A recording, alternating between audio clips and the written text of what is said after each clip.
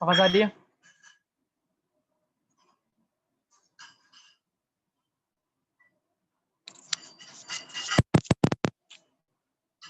आवाज आ रही है आप लोगों को?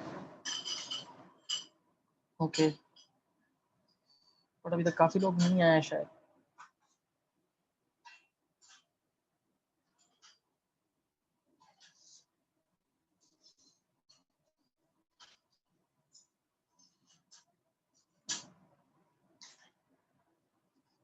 करते हैं और सॉलिड स्टेट।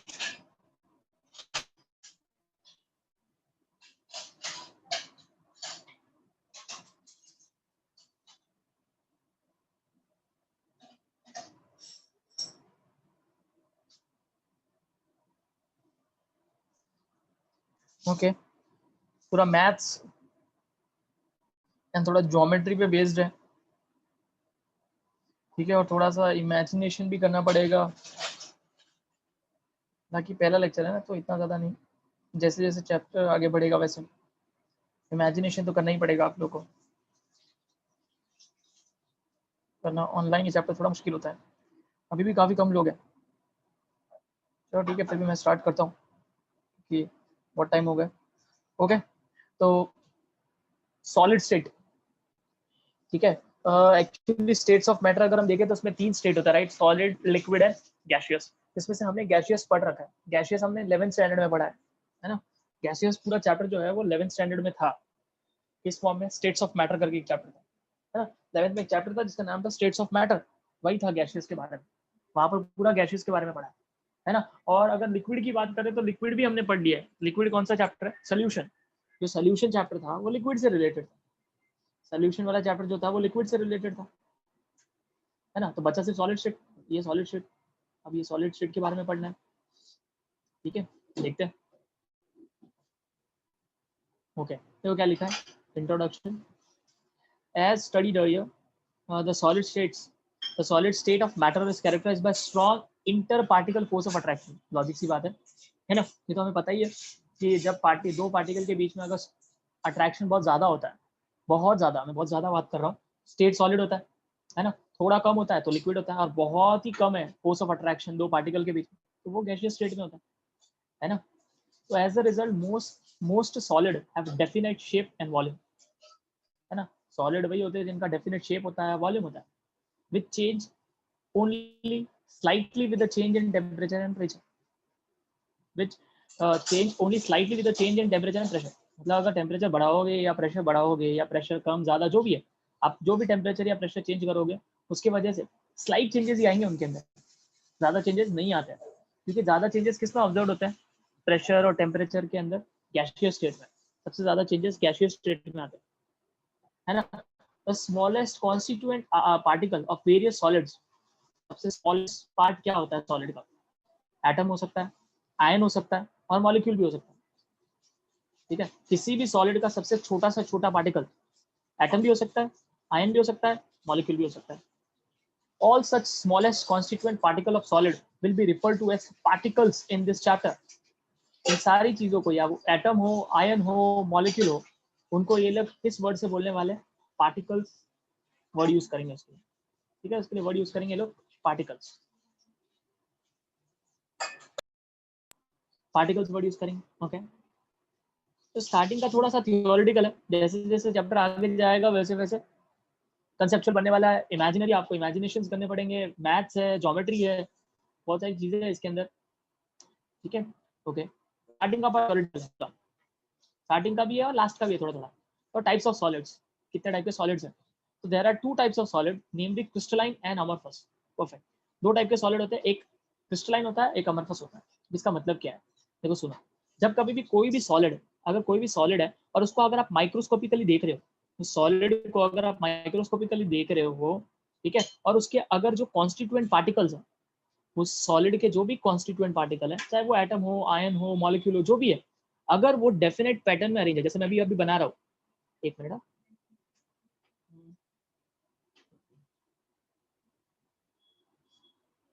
हाँ, समझो, एक, 2,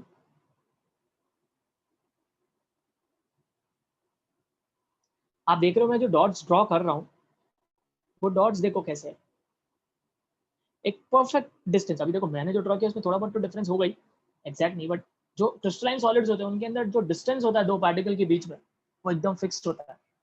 जो डिस्टेंस होता है एकदम फिक्स होता है। देख रहे हो आप, इसके अंदर जो पार्टिकल, दो पार्टिकल के बीच में डिस्टेंस है वो एकदम कांस्टेंट है। ठीक है, ऐसे सॉलिड को हम बोलते हैं, ऐसे सॉलिड, वो सॉलिड जिसमें आप ऐसा पैटर्न दिखेगा उसको क्रिस्टलाइन सॉलिड बोलते हैं। जिसके अंदर ऐसा डेफिनेट पैटर्न जो है वो बहुत लंबे समय तक दिखता है। ऐसा है कि कहीं ना कहीं जाके ये वाला पैटर्न बिगड़ेगा, बट हो सकता है कहीं ना कहीं बिगड़े, बट मतलब ये पैटर्न नहीं फॉलो, बट ज्यादातर ज्यादा रेंज तक, मतलब काफी लंबे समय तक आपको डेफिनेट पैटर्न दिखेगा, आपको डेफिनेट पैटर्न दिखेगा जिसके डिस्टेंस एकदम फिक्स है। एमरफस का काम क्या है? अभी देखो एमरफस कैसा होता है। एमरफस कुछ ऐसा होता है, एमरफस अभी मैं ड्रॉ कर रहा हूँ।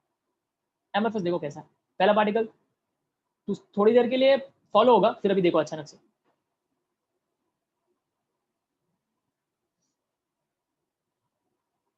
तो एमरफस का कुछ फिक्स नहीं है। स्टार्टिंग में थोड़ी देर के लिए वो भी ऑर्डर को फॉलो करता है, डिस्टेंस फिक्स होता है, थोड़ी देर फॉलो करता है, फिर एकदम से कोई पार्टिकल कहीं पे ही दो डिस्टेंस एकदम कम हो जाएगा, या एकदम बढ़ जाएगा, एकदम कम हो जाएगा, ऐसा होता है। तो ऐसे सॉलिड को हम अमरफस बोलते हैं, that is known as amorphous solid. तो दो टाइप के सॉलिड्स होते हैं, crystalline solids and amorphous solid.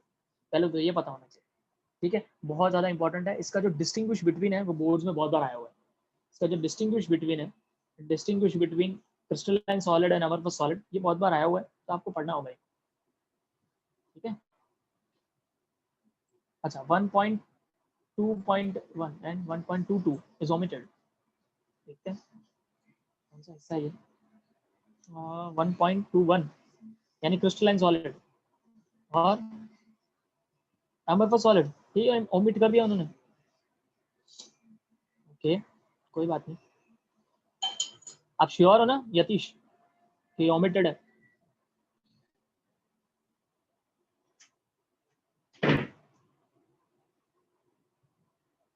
Okay, ठीक है, कोई बात नहीं, बट तो अभी रफली ऊपर ऊपर से मैं थोड़ा सा बता देता हूँ ताकि बेटर रहेगा, क्योंकि एकदम से हम डायरेक्ट चैप्टर आगे से स्टार्ट नहीं कर सकते, थोड़ा सा आइडिया होना चाहिए। ठीक है, ओमिटेड तो ज़्यादा डिटेल में नहीं जाऊँगा, मैं ऊपर ऊपर से एक रफली आइडिया दे देता हूँ। मैं जो आपको अभी रफली आइडिया दे रहा हूँ वही है। क्रिस्टलाइन सॉलिड का मतलब होता है जिसके अंदर डेफिनेट पैटर्न होता है, अरेंजमेंट एकदम डेफिनेट होता है, डिस्टेंस फिक्स होता है, ऐसे को बोलते हैं क्रिस्टलाइन। जिसमें ये पैटर्न फिक्स नहीं है, that is known as amorphous solid. ये तो बहुत ही ऊपर ऊपर से एक बार पढ़ लेते हैं तो क्रिस्टलाइन सॉलिड क्या है।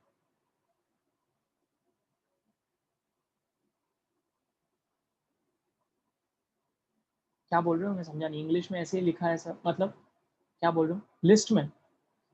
ओके, ठीक है ना, कोई बात नहीं, देखते हैं। मैं ऊपर ऊपर से तो भी एक बार पढ़ा देता हूँ, क्योंकि एकदम से ज़्यादा डिटेल में जाएंगे भी नहीं, आपको वैसे ही नहीं पढ़ना है, तो भी कोई भरोसा नहीं, पता चला वॉमिट किया और आ गया, ऐसा भी हो सकता है। हालांकि अगर आया तो आपको मार्क्स मिल जाएगा, बट फिर भी पढ़ लेते हैं ना, क्या है।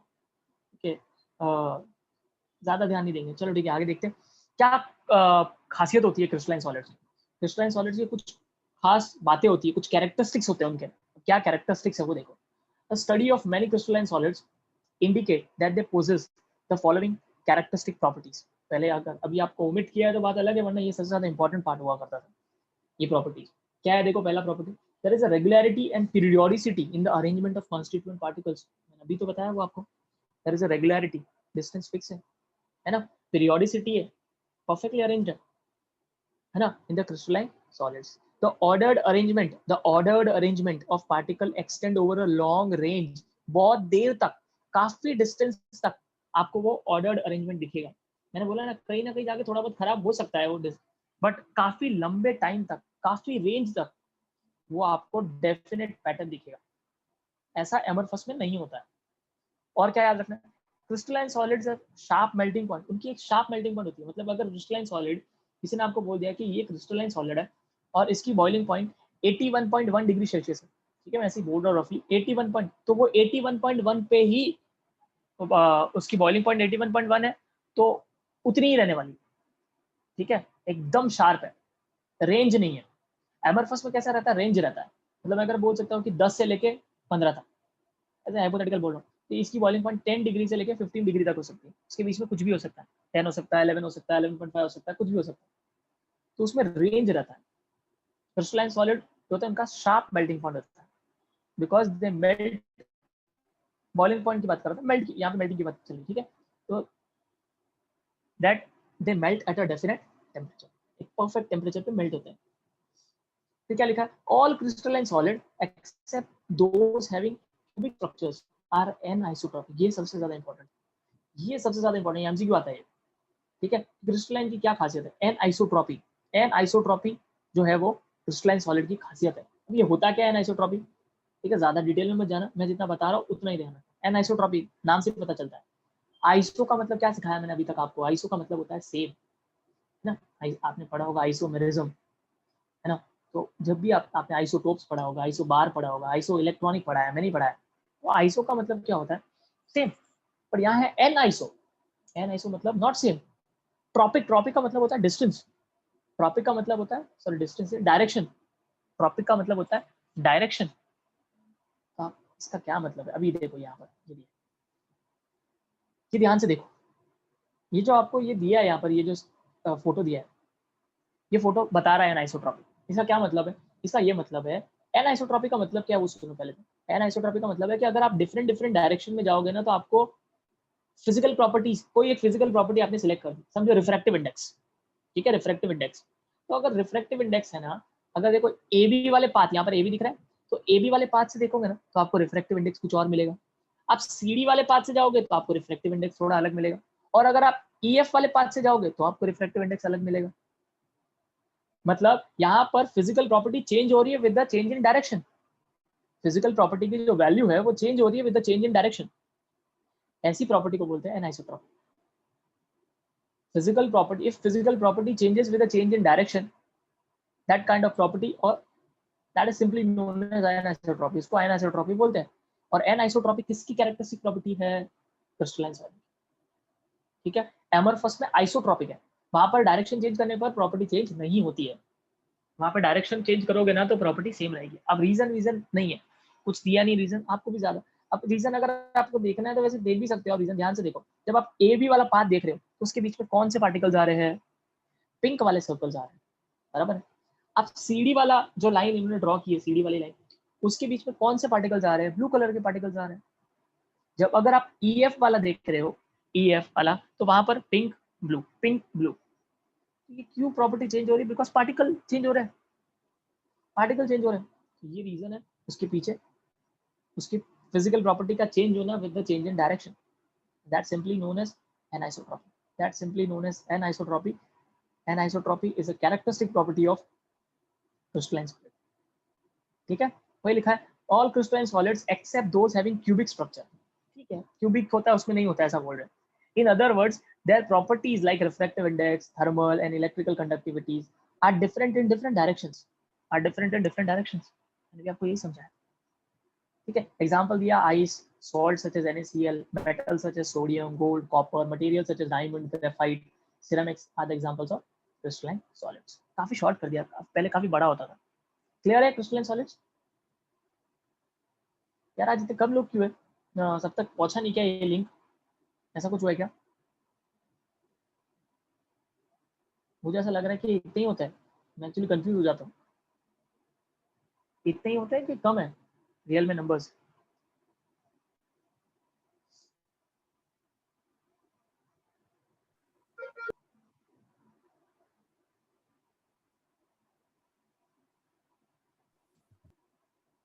आवाज आ रही है? हाँ सर। हाँ सर। नंबर बराबर है या कम है एक्चुअली? 6 लोग कम हाँ है सर। शायद। 6 लोग कम है, ओके, 6 लोग कम है, ठीक है, कोई बात नहीं। अच्छा, मैंने जो समझाया वो समझ में आया क्रिस्टलाइन सॉलिड्स के बारे में? Yes sir. हाँ सर। इसमें सबसे ज्यादा इंपॉर्टेंट जो है वो एनाइसोट्रॉपी है, प्लीज ध्यान रखना एनाइसोट्रॉपी का। भले ही अभी नहीं आने वाला बोर्ड्स में, ठीक है, एंट्रेंस एग्जाम में आएगा, तो एक बार के लिए नजर घुमा लेना इसके ऊपर से, ठीक है, ग्लैंसिंग कर लेना, बेटर रहेगा। भले ही एग्जाम में नहीं आ रहा है, इट्स ओके ना, क्या हुआ, आपको पढ़ना तो है, एक बार तो पढ़ना ही पड़ेगा। एंट्रेंस एग्जाम में थोड़ी उम्मीद होने वाला है वैसे भी, तो इंपॉर्टेंट भी आता भी एग्जाम में से, ठीक है, तो बोर्ड्स में नहीं आएगा, ठीक है। चलो आगे बढ़ते हैं। Next is amorphous.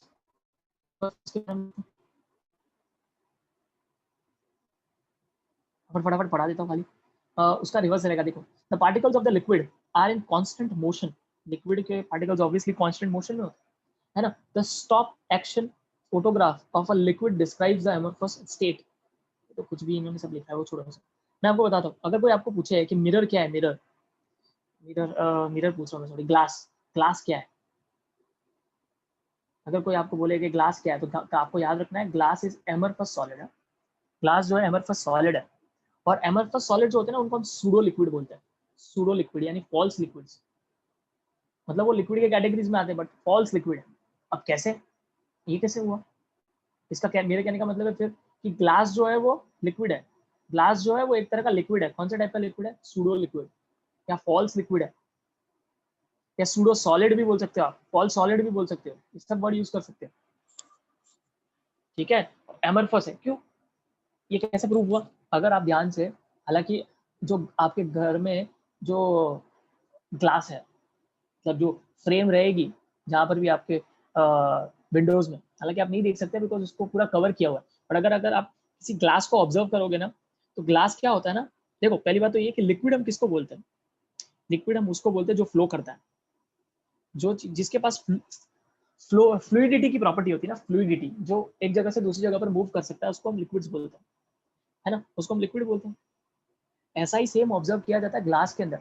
अगर आप देखोगे ना, तो ग्लास जो होती है ना, उसके अंदर कुछ सालों बाद अगर आप देखोगे ना, तो ऊपर से जो ग्लास होता है ना, वो पतला हो जाता है और नीचे से मोटा हो जाता है। इसका क्या मतलब है कि ग्लास जो है वो ऊपर से फ्लो होकर नीचे आ गया, बट विथ बहुत टाइम के बाद होता है, ऐसा नहीं कि लाया और तुरंत हो गया, ऐसा नहीं है, बहुत टाइम के बाद ऐसा हो जाता है ग्लास। इसका क्या मतलब है, ग्लास मूव कर रहा है, ग्लास मूव कर रहा है, तभी तो ऊपर से पतला हो गया। मैं आपको एग्जांपल बताने की कोशिश कर रहा हूँ, आपके विंडोज में जो फ्रेम होती है उसकी बात कर रहा हूँ।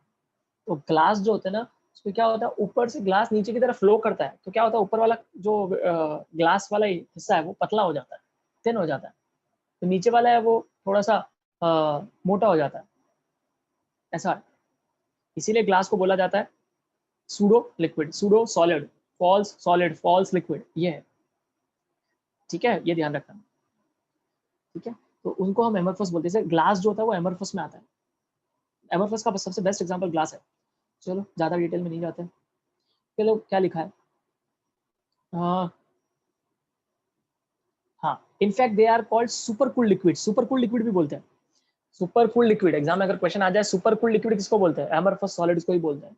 एमरफस सॉलिड को सुपर कूल्ड लिक्विड भी बोलते हैं। ठीक है, super cooled liquid. Amorphous solid have the following characteristics. क्या है इसकी characteristics, the constituent particles in the amorphous solids are randomly arranged. अभी थोड़ी देर पहले मैंने बताया था, रैंडमली हैप्पैज़र्डली अरेंज्ड है ना। The particle do not have a long range ordered structure. थोड़ी देर के लिए ऑर्डर परफेक्ट होता है, पर बाद में बिगड़ जाता है एकदम से, है ना। But they do not have a short range order. क्या लिखा है, the particle do not have a long range order but they do not have a short range order. अरे आप ये इतना ही याद रखो, the particle do not have a long range order but do not have short range, दोनों ही लिख दिया, but they do not have short range order. छोड़ो, वो कुछ नहीं था इंपॉर्टेंट। हाँ, amorphous solid do not have a sharp melting point. उसका ही रिवर्स है, मैंने अभी आपको बोला था ना, वहां पर शार्प है, यहाँ पर शार्प नहीं है, यहाँ पर रेंज में होता है। तो they melt gradually over a temperature interval, कुछ रेंज में। On heating, amorphous solids gradually and continuously soften and start to flow। ठीक है, ये सब फ्लो याद नहीं रखना, इतना याद रखो, उसका शार्प मेल्टिंग पॉइंट है, इसका शार्प नहीं है, इसका रेंज में होता है। ठीक है, वो एनआइसोट्रॉपिक है, ये आइसोट्रॉपिक है। These solids are isotropic. In other words, their properties such as refractive index, conductivity are all independent of the direction of measurement। Direction पे डिपेंड ही नहीं करते, कौन से भी डायरेक्शन से मेजर करो सेम ही आएगा। They exhibit same magnitude for any property in every direction. That is simply known as isotropy। बहुत सारे स्टूडेंट कंफ्यूज करके उल्टा लिख के आ जाते हैं। मैं फिर से बोल रहा हूँ, फिर से इस पे स्ट्रेस दे रहा हूँ, isotropy is the property of amorphous and anisotropy is the property of crystalline. उल्टा करके आ जाते हैं एग्जाम, तो ध्यान रखना इसका स्पेशल। ठीक है, ये आपको ध्यान रखना है। एग्जाम्पल देखो, वही मैंने आपको बोला, ग्लास हो गया, प्लास्टिक, रबर, तार, metallic glass are few examples of amorphous solids। ठीक है, क्लियर। मेन ये ध्यान रखना इट्स कि एमरफस का दूसरा नाम क्या है, आपके इधर सूडो वर्ड यूज नहीं किया, सुपर कूल लिक्विड यूज किया, आप सुपर कूल लिक्विड याद रखना। ठीक है, super cool liquids. Clear? Yes sir. Okay, चलो आगे बढ़ते हैं। तो स्टार्टिंग का पूरा थियोरेटिकल है, अभी और थियोरेटिकल ही आने वाला है। मेन चालू होने वाला है चैप्टर। अच्छा, सिर्फ ये दो ही ओमिटेड है ना? आगे भी है सर। और कौन सा ओमिटेड है, बता दो मुझे।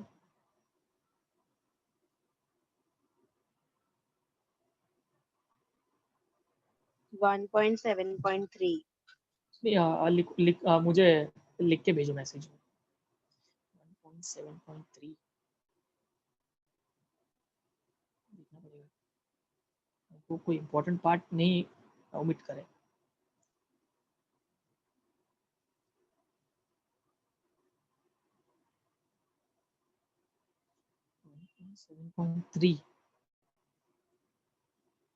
पागल हो गए क्या ये लोग, पैकेजिंग एफिशिएंसी उड़ा दिया।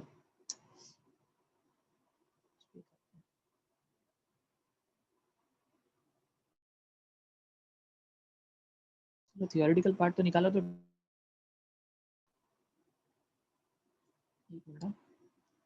1.7.3 1.3 टेबल 1.4 थर्ड पार्ट 1.3 क्या पागलपन है। 1.9 1.10 1.9 क्या है। थियोरेटिकल पार्ट एक बार निकाल दे तो चलो अच्छी बात है, उल्टा थियोरी पढ़ना नहीं पड़ेगा, बर्डन कम हो जाता है। 1.9 electrical properties of the solid, ठीक है ना, ये तो वैसे भी फिजिक्स में आता है।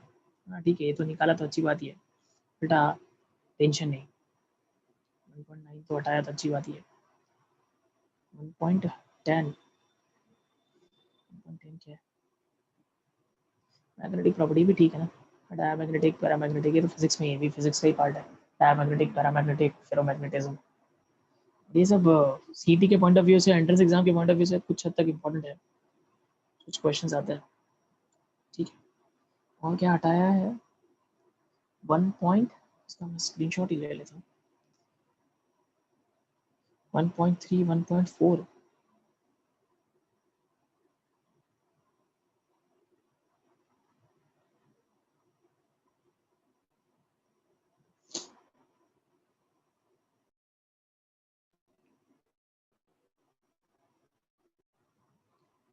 1.3 क्लासिफिकेशन ऑफ क्रिस्टलाइन सॉलिड्स। नहीं सर, ये है। 1.3 है। हाँ सर, 1.3 का टेबल ओमिटेड है। टेबल 1.3, ओके, टेबल 1.3 का है, पेज 13 पेज 14 पे। ओके 13 क्या, ओके देखना मुझे सिर्फ कि क्या किया मैंने, वो कुछ इम्पोर्टेंट पार्ट नहीं उड़ाया हो।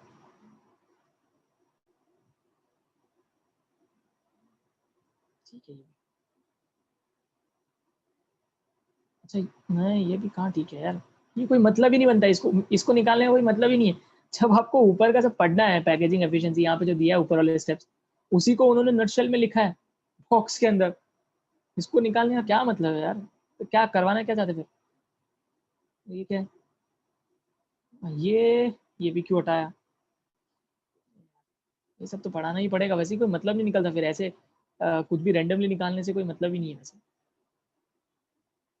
चलो ठीक है, छोड़ो, पढ़ते हैं। वो लास्ट का अच्छा किया एक बार के लिए, थियोरेटिकल पार्ट है वो ओमिट किया, अच्छी बात है, बाकी तो कुछ भी किया है। चलो ठीक है,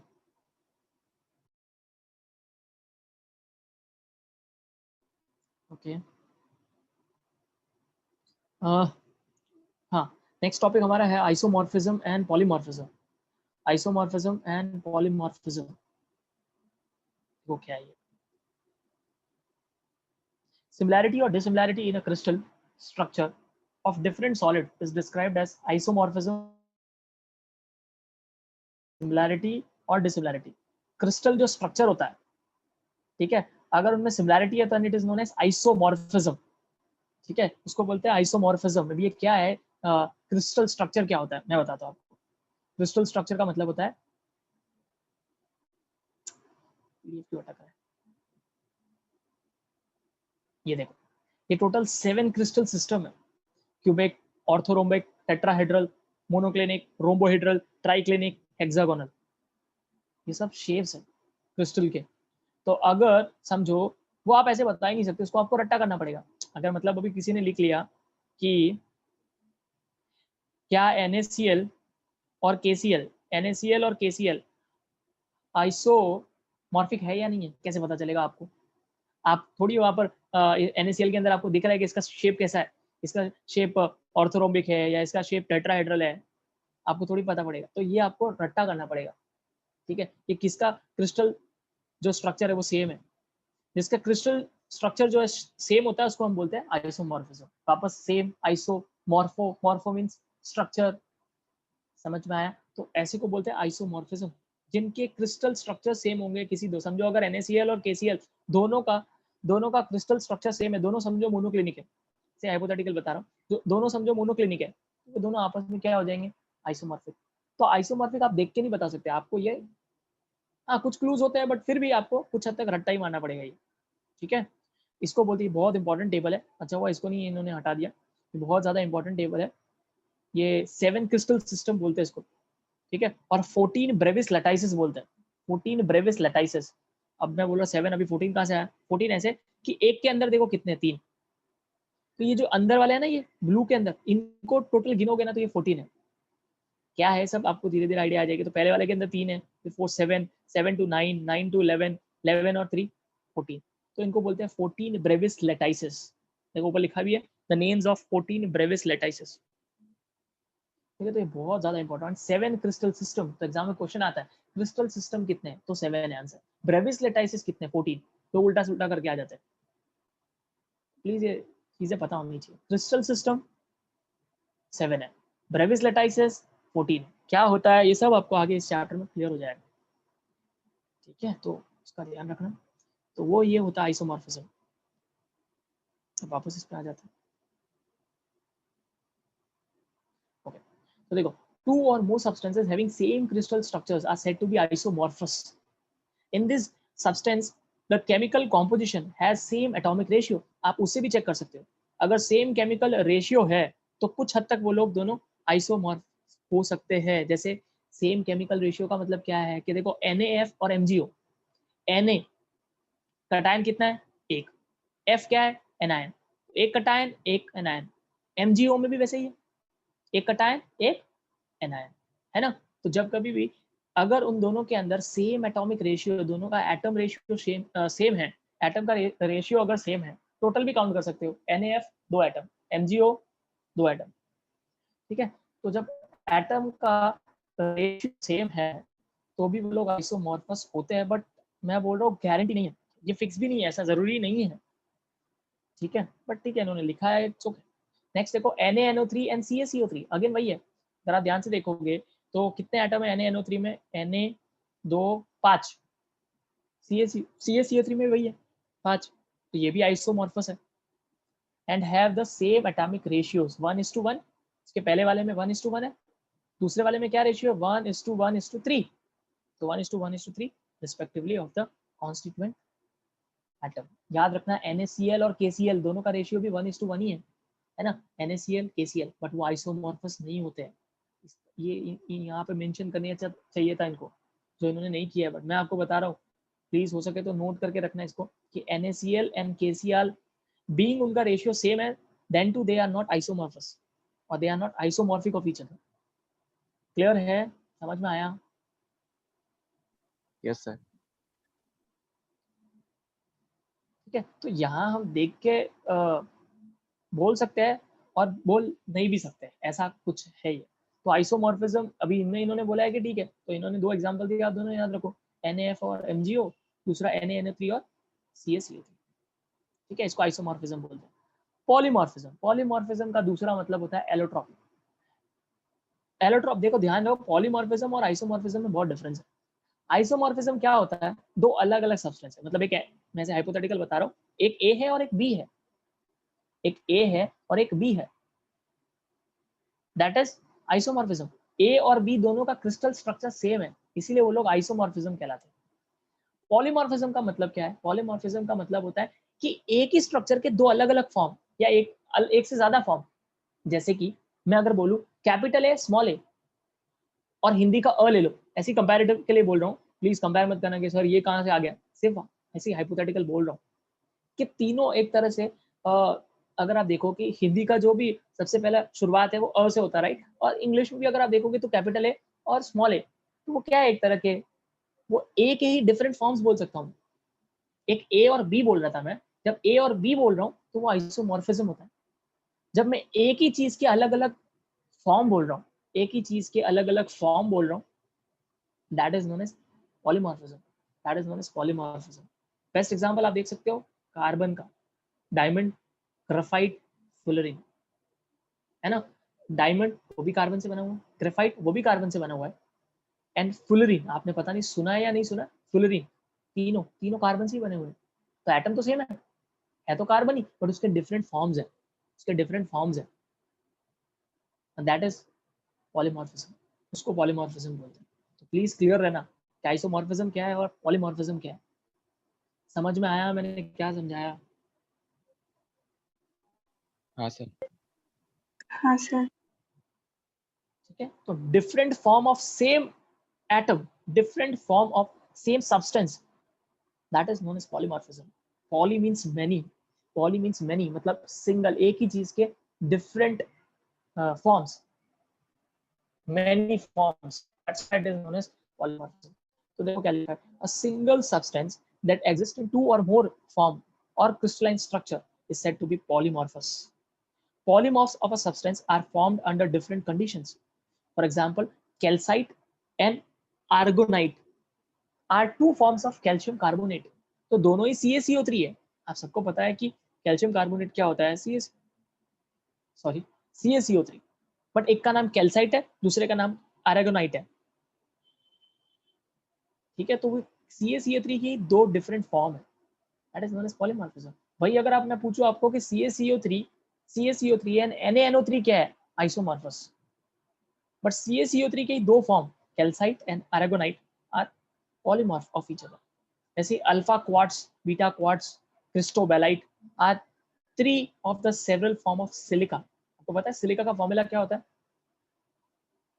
सिलिका का फॉर्मूला होता है, ध्यान रखना, SiO2, SiO2।